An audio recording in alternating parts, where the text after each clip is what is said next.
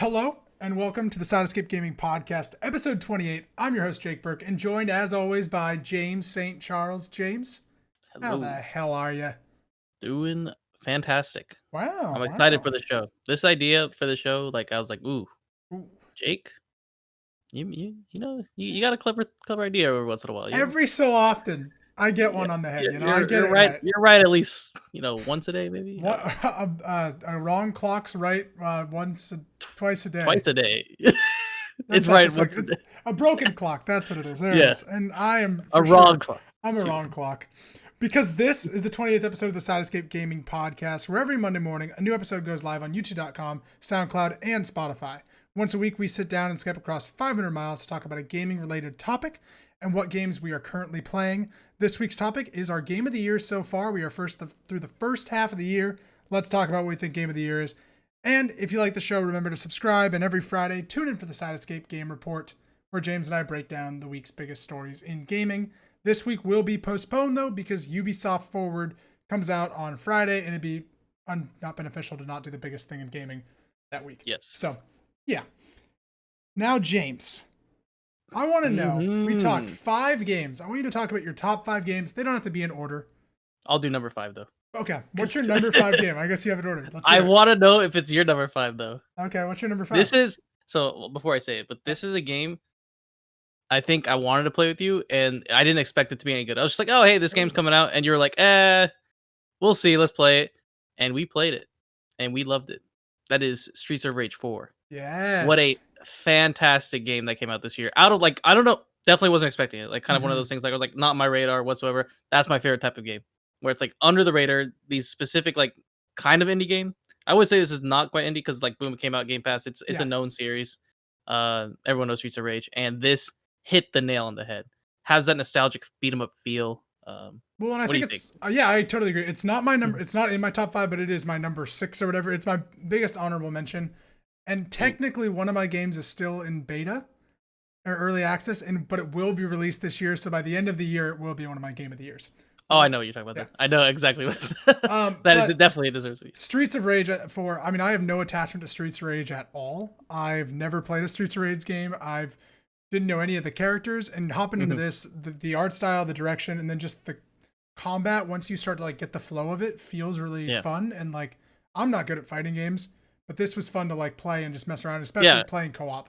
I was talking with you. I was like, man, this is beat 'em up game that's coming out, and you're like, we should play it. And I think you gravitated it more than I did. And when we both played it, man, we were just figuring out all the combos and just having a good time blasting through. I feel like keep playing it over and over again. Yeah, I wish it had if it has some sort of DLC.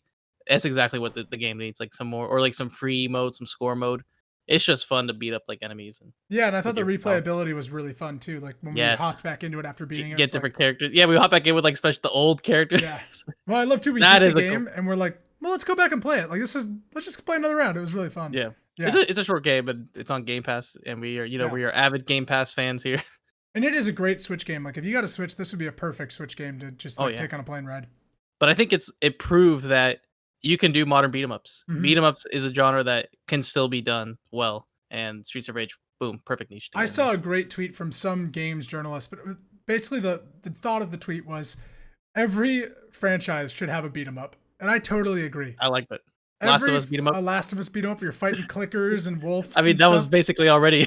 Yeah, but that's what I agree. Every should have a side-scrolling beat 'em up because they are just so fun, quirky, and I'm sure they're very easy to do. Yeah, they're just really fun. You like getting the combos and yeah, I like it. I agree. Streets of Rage 4, man, great game. Definitely up there for consideration. So my number 5 is Doom Eternal. Oh, which I think it's, in my opinion, looking at it, it is crazy that Doom Eternal is this low. I mean, yeah, because it is a phenomenal game. It is a 9 out of 10. Yeah, it's a to the series best game out of the series. Oh yeah, by far. It's epic. By far. I know we're going to talk about it later though when you talk about it. Correct.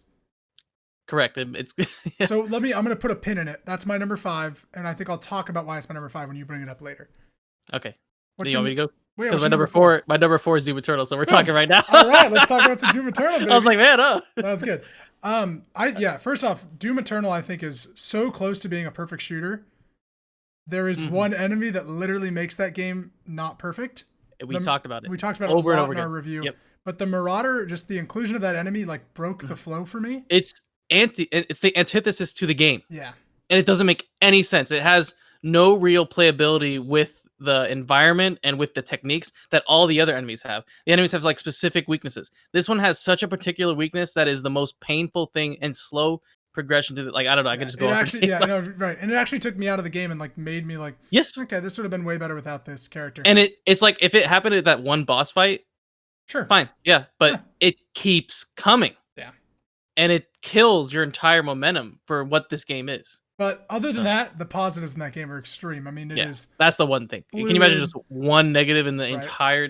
Yeah, it reminds us of the Last of Us review we just did last week. Where like one thing we talked about, like, well, sometimes the characters don't look perfect, and it's like, all right, that's the one thing it's got. Some of them don't look as good. Yeah. But Doom Eternal, I think, is just so fun. It's fluid. We talked about like you see the Matrix in that game, man. When you start to get in the flow, it is amazing. One game I want to revisit Doom. I want to like play it back again and with all my weapons and try and go like back. a new game plus kind of thing. That'd be so fun. Yes, I just that's a fun game to just go through and I think like for the first time out of the Doom games that I've played, and I've played 3 of them. 2016, I played like Doom 3 or something a long time ago, but it's the first one that like really took it in like a campy way. Of like, we know how ridiculous this is, and like we're gonna call him the Doom Slayer and like Doom Guy, and like make fun of it. Like he probably is a god, and like there's other people. Like I loved all that like kind of joking nature of how ridiculous Doom is. And I think like that made Doom Eternal really fun. It wasn't like it made me excited. It's like, wow, they really went the distance for this game, and all I want is just like more of it. Right, I just want more like arena firefight levels of like. Give me some like just I gotta jump in a combat arena. Be super fun. What is my number 4 now? Because we just did your number 4. My number 4 would be Animal Crossing: New Horizons. Oh, very good. Very good. I know you enjoyed this game right when we went into lockdown. Oh yeah, very much so. And I think that's the only reason I enjoyed it is when I was in lockdown by myself. And not to say it's a bad game by any means, but like I went into that game, had a great time of like hanging out, being relaxing, having like my daily routine with that game when like my work was really slow, when like I couldn't socialize with anybody really. It was like Animal Crossing was perfect for being like, yeah, I'll play some. This was a game you were not gonna pick up. I remember you're like, Animal Crossing, I'm not gonna get touched. I hated Animal Crossing before I played this game. There's evidence, I swear. There's many video evidence of me ripping apart this. And look at you. Change. That's gaming though, right? Like you're just like, I'm never gonna touch this game. It's like, oh well, I like that game. And the circumstances, and it's really fun, and it's, I mean, just like peaceful and calm. It was great having like people that played it too that I knew. It's like I could go to their islands and expand my, kind of the fruit I had on my island and all that stuff. Really fun game, really peaceful. It's a game that like the reason I think it's going to keep dropping for me lower and lower. I just don't have any reason to go back to it. And you're at that point where it's just the investment into it is not worth it, and there's other stuff coming out and other priorities. Yeah, I haven't touched it in such a long time. But that's just kind of Animal Crossing. But you invested your time. You probably put in so many hours compared to the other game. Oh, it's bad how much hours. I think it's like 3rd most played Switch game. Wow, which is a lot. So yeah, Animal Crossing. Your number 3. My number 3. This is a game you haven't played, but you definitely know about. Half-Life Alyx. Number 3. Wow, that's low. One of the well, the top 2 is the top 2 are my top 2 as well. Yeah, so so Alyx. One of the best VR games of all time. It's a staple. It's a leader. I was reading the tweet. Jeff Keighley is going to release, I guess, some sort of documentary or something about the development. Excited for that. Very cool. Really want to understand like their approach to this game because it's by far the bar for what VR can be, and it is approachable by almost any VR means. You can get the lowest end, the $200 headset, and it runs smooth. So definitely, like I tell anyone that has VR, like you play this game, even if you haven't touched Half-Life, if you don't know the series, it's still a fun game. Like it has just so much good content and interactivity, like interactable stuff that I just like, man, if I could like convert this to other games, if AAA can approach it this way, this is a staple game. VR is coming along, and I'm still looking at the prices. All the headsets are still double. You still can't get anything, so that's a really good thing for VR as a future medium. Again, it's separate. It should not be like it has to be VR. It's one of those things where it can also include VR, or a game could be just VR. But I like what games are doing, like Rogue Squadron, where it's you can play the campaign VR, or you can do it all normal. Like that option wise is what it should be. It shouldn't be like you do VR But only. you wouldn't get the experience that Alex was if you played on a controller. True, but You if know? someone just wants the story, like if they played a Half-Life series, Yeah. they could do some sort of mod that like Yeah, have you make it seen the mods because where they're again, like building around it? Yeah, yes, it's that's gonna cool. happen. But the thing is, it's one of those things where not everyone can get VR. So Yeah. it's definitely one of those. It's still unapproachable by most consumers, price wise. Yeah, when we So talk about what we've been playing, but I've had Iron Man VR for a little bit, and the problems that I've run into with it and stuff are just like it makes me not want to play VR most of the time. And like I have to, especially PlayStation VR, where it is a hassle to set up.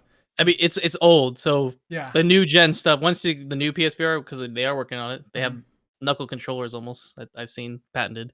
It's gonna get better. So it's age, and just like my old headset, my old Windows Virtual Reality, it's rough, Yeah. but it still kind of worked. And just but when it doesn't work and you've set it all up and you're Hate that. like I just Yeah, yeah, wasted 20 minutes where I could have been playing something else. Crap. yeah. So Yeah. it's old tech. It's still aging tech, but the new stuff that's coming out, like the new Index, which again is $1,000. So Mhm. who has that kind of It's a money to spend lot. on a very niche, like gaming Yeah. uh area? So I don't know, but Alex, phenomenal No, it is a music, game that I scenery, really do want to beautiful. play. Um, my number 3 would be the game of early access. Is Supergiant's Hades. Yes, Um, I knew it. I knew that's what you're talking about. dude, if you want to count a game that I've probably played the most of this year, it's probably Hades. Wow. Right next to Animal Crossing. I've played a lot of Hades, and it's kind of gross. It is the most stereotypical roguelike. You run into an arena, you get new equipment, you die, you restart. Um, but I love the developer Supergiant, who's done Bastion, Transistor Empire, and the art style of this game is just phenomenal. It's basically you play as a character who's Hades' son, and you're trying to escape hell. And the Greek gods will give you powers through every like level that you Hmm. use to like stack on top of each other and get different abilities and try to clear the dungeon. It's just really fun. It's really addictive, and I'll love to put on a podcast or something and just play some Hades. It's phenomenal. And when you're not playing a podcast, the music's great, the dialogue's awesome, and it's just got that Supergiant feel. I think it's on sale right now too on Steam. So I first I on think sale. is it about time for me to pick it up, or should I wait till it's releasing? I think it's going to be as cheap as it is when it releases. Like it's only $20. Yeah. So Okay. I think it's really I good. guess I feel like because I've had like the roguelikes where Hmm. I played it early and then it completely I just finished it and I never went back to it even when it was released. And I feel like that was like a dishonor or like just not like giving it a fair chance. I should have like went back to it, but it's happened so many times. I Yeah. feel like I need to wait for the finished release, There's been see about what their intended product is. and that's where I'm Okay. like on the bluff of like there's been about 5 major updates that kind of make it a complete game. But that being Mhm. said, like when I beat the game and escaped from Hades a few times, and every time it's like, hey, you won, but pretend you didn't because it's still early access and we're gonna send you back here. And so it's like, okay, so like maybe wait till it just comes out. Okay. It should come That's out that's this okay. year, and it will But I know definitely it's be gonna be there. because I've seen all the gameplay. It is Oh, it's fantastic. awesome. Like It's just it's so fluid. Like that, yeah. the gameplay is just great, and there are certain abilities that you just get so cheap with. Like there's a trident that I you use, and it's love like, doing that though. I dude, this is love the that when best you part can of a get roguelike. broken. Yep. Yep. Yep. All right. Now, I'm sure we have the same number 1 and number 2. So Yes. I think we should talk about our number 2 together. Yeah, we definitely should. Because we talked about our number one recently, Yeah. probably. So Let's talk our about number Final two, Fantasy VII Remake, baby. yeah, one of the best Final Fantasy games ever. Um, best soundtrack that's pays homage to the original, which was already one of the best Final Fantasy soundtracks ever, but it's just so much more powerful. The character design, the scale of the game when you're playing it, it's just man, it's beautiful. And then the different story that they go with. Hmm. Love it. Like Yeah. exactly what that series needed. We did not need the same game. Hmm. And they're going for something huge. And I loved you got really into it, like analyzing like what it meant, like everyone else did too. Like, what Yeah. does this mean? Who is this? Well, how do we get here? Like, what are these little the ghost shadows? What is all this? And both of us never played original Final Fantasy 7, and we both enjoyed it. Yeah. So this is a game where you do not have to play the original. It's approachable to anyone. It's a game that I didn't think I was going to like or care about at all. And when kind of the reviews came out and people were like, this is a potential game of the year, like incredible design, I was like, okay, Hmm. I'll pick it up, whatever. I'll try it out. It's quarantine. We'll see. And I did not expect to love that game as much as I did. No, And that not just, combat, and that's what I was gonna say. It's not just the story and that the mhm. world and everything, the Scenery, scenery, the the yeah, characters, the dialogue. The combat of that game is some of the best combat I've ever played. Yeah. The best like real time with turn based mechanic combat by far. Yeah. Like how it works, beautiful. The way you're fighting in real time, but also thinking ahead, like thinking about your moves, thinking about what characters you could switch to and do. Like there's so much going on in these battles. It's like you're playing chess, but at the same time you're like racing Yeah, a it's a car. game. It's a game that It's like makes it look like it's a pile of mush happening on the screen, but then like yeah. you're like, no, but I know exactly what moves I'm Yeah. doing and You why know I'm what you're switching. timing, what you want, like whose moves you want. It Yeah, is beautiful. It's just a symphony of like destruction. That's a great way to put it. There's Symphony of Yeah. Destruction. That's a badass term. Yeah. Yeah, I just think Final Fantasy VII is one of those games that I really think everyone should play this year. I think it's a PS4 exclusive, man, which is crazy, but it is a Yes. staple of the game industry now, and it's so good, and I can't wait for the sequel. And I don't think that it will move from number 2 on my list. I think you're right. Like I think almost the top 2 unless we talk about this, unless Cyberpunk just Yeah, knocks it out of the park. we'll get some major contenders It at the end. Yeah, it has to like knock it out of the park to like move anything here. yeah. Because right now I think yeah, what we have is good. What And about our last game? Do we want to talk about our last game? oh Like, my yeah, god, let's go. James, I could talk about our last game for the rest of my Yeah, another hour. life. I don't even think I need any more new games. Let's Yeah. talk about The Last of Us Part 2, our number 1 game of the year. We talked a whole Yeah. lot about it last week. We released 2-parter, Yep. spoiler free and a spoiler cast. Yep. Which if you have played the game, watch both. Please. If you haven't, watch the first one. And then come back and watch the second one. Yeah, just watch the second one because man, we got really deep into it, and Oh. this is a game that like I'm still thinking about it. Like Mhm. I haven't touched it in like 4 or 5 days, but I know you're still playing it, Yeah, just and I hop have to go back. back and new game it as well Yeah. because I was actually looking at the soundtrack yesterday, like looking at the OST and just watching some vids, and it just sticks with me. Like it's just so incredible, like how it transforms the story. And I'm a big music guy, so that's why I Mhm. like it. But then I was like looking at the scenery, and then I wanted to see the like if they did it. Hopefully, they did like a documentary of it, like the Yeah. development, And they have the podcast as similar to well, the which God of is War. really The great as yeah, well. the podcast is also, Yeah. Yeah, but I they want to did. see like development, And the you will, full like because they did a yeah. documentary for the first game. That was like their first foray into those documentaries, and then the God of War one came out. Because you saw the pictures, like the pictures of everyone just being like emotional, like what they want, and like I just want to see like some people like their passion just poured into this game, which it Yeah, was, and and I think it's a game that kind of like Final Fantasy VII Remake, where like on the surface, I think the first things you talk about obviously are the story, the characters, the scenery, the music, everything like that.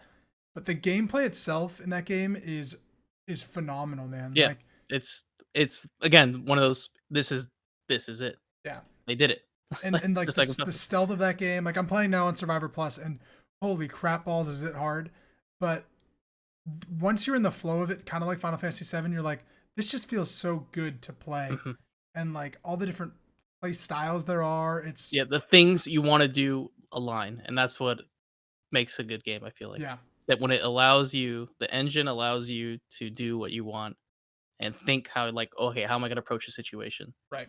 Both games like that, which is really interesting because they're such different games, but they're both doing the same thing, like making you think how to approach each situation and how you want to fight and let you fight like incredible ways. Like Hmm. remember you were showing me the videos of like people like doing these like interesting like slides and takedowns of enemies, and Yeah. it was just like I was like, man, Well, and like we played the whole game, or I played the whole game, and I didn't know that there was like aerial kills that you could do, no. like that you could The, slide on your back. Like I didn't yeah, know the about slide on the that. back thing was when you showed me that I was like, ooh, I Was tried like, it once. It didn't yeah, work it's out. I was hard. like, it's yeah. Yeah, like it's just cool that, and I love a game that has those kind of secrets. Bloodborne reminds me similar of that, or like even Final Fantasy VII. Like you were explaining, like, hey, if you equip this material and this material, Mhm. it does that. I was like, I beat the game, I didn't even know that. But I love a game that leaves a lot kind of to discoverability. It's not just like here's a tutorial on this thing and this thing and this thing. It's like you really need to learn how to play Yeah, it, yeah, yeah. and I'm learning that right now. I'm just going through it in Survivor Plus, and like here's the different things I can do, and um, So definitely gonna be hard to knock off number one for both of us. it Yeah. I'm gonna be honest, it will not be knocked off. Like that game is, Ooh. it will be my game of the year at the end. Yeah. I We'll, like. yeah. So I want to talk Again. now. Yeah. Obviously, at the end of the year, we do our top 10 lists, and we're gonna do some more game of the year stuff like best characters and all that jazz. But I want to talk about the major contenders that are coming up that could be your number one, my Yeah, number two, maybe, or just other stuff that will be on our top 10 lists at the end of the year. Mhm. So here's what I've written down. Feel free to add some. Cyberpunk 2077, Spider-Man Miles Morales. Mm. Because isn't that crazy that comes out this year? Yeah, Remember, again, we still have PS5 this year. yes. Yeah. Deathloop, Ghost of Oh, yes. Tsushima, Paper Mario Origami King, Halo I mean, Infinite. Did you look at the combat for that? They showed the combat trailer. Looks Looks really really good. cool. Yeah. Looks really cool. Like Looks that's like, really man, cool. that looks like fun. Halo Infinite, Assassin's Creed Valhalla, Halo and Infinite's done that well. I know, right? And Tony Hawk Pro Skater 1+2. Those are kind What of do the you ones think? off the top Yeah. of my head. That I was. I'm seeing 3 there that could possibly like go up top, but I don't know about Tony Hawk. Fuck, dude, I want that game to be good. Some people are like really like, ooh, I don't know. There hasn't been because because there's already been a remake, but I know, this but one seems like this one's made by the people that made the Spyro remake, so hey, people like that one. Yeah. And you know what they say are very similar, and you don't think about it, is dragons and skateboards. Yes. Oh yeah. What's Dragons were the skateboards of medieval times. Exactly. Actually, I want to see Spyro on a skateboard. That's what we do. Some kick flips. Maybe it could be a DLC character. Do you remember? That's the best thing about Tony Hawk is like the DLC, like the really funny people. Do you remember Darth Maul was in one of them? Yes. Yep. Yes. That was like all that my literally made favorite. it. Which if they have that, That'd be great. perfect. So, what were the ones that stuck out for you that are going to be potentials? Or Cyberpunk stuck out, of course. Yeah. Ghost of Tsushima, mm-hmm. Halo Infinite, Valhalla. I'm so curious what Halo Infinite is. I was thinking about the other day. Again, so yeah, it's only the reps. What is it? Like, is it just another VR. Halo game? That's Halo VR. Like, I don't know. is it the God of War kind of version where we see the trailer? We see the little snip trailer, so it has some story, I think, with it. But what is it? I think it's definitely a single player game, but that has multiplayer. Mm-hmm. But I don't think it's a Destiny or a no kind of thing. I think it's single player. I think it's not similar to God of War, but it is the God of Warization of Halo, where it's more that RPG. Sounds fun, like a third person type Halo where you're like or just even a first person RPG. That is, I think you are going to put armor on Chief. You will have equipment. You will equip. Yep. Okay, I like that. Yeah. Maybe upgrade your weapons. RPG Halo sounds amazing. I think that's what it's going to be. Okay, let's see. Because it's not called Halo 6. Clip back to this if Jake. I know, right? My predictions of it. We're gonna find out in a month. July 20-something. Then is their first party. One. Yep. Yeah. So then Cyberpunk 2077, I think, is going to be on the list because that game just looks like it's going to be this massive, amazing RPG. Mm-hmm. The only thing I'm worried about is they showed that dream thing and it did not look fun at all. Like rewinding and fast forwarding the memory tapes, and I'm like, this could be used a lot.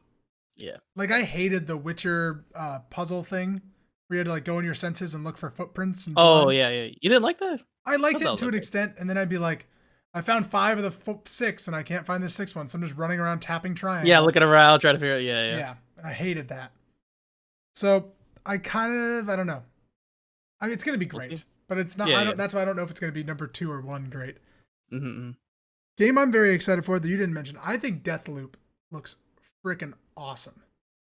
Yeah, it's. I'm not too sure. Like it did look good, but I just don't know if it's gonna be top 5 good. Or, that's all I was thinking. Like top 5 like things that can knock up. I mean, She's a Rage 4 is obviously gonna be knocked off, but stuff that can knock off Halo, Half-Life Alyx, and remake. Ooh, that's gonna be. That's tough.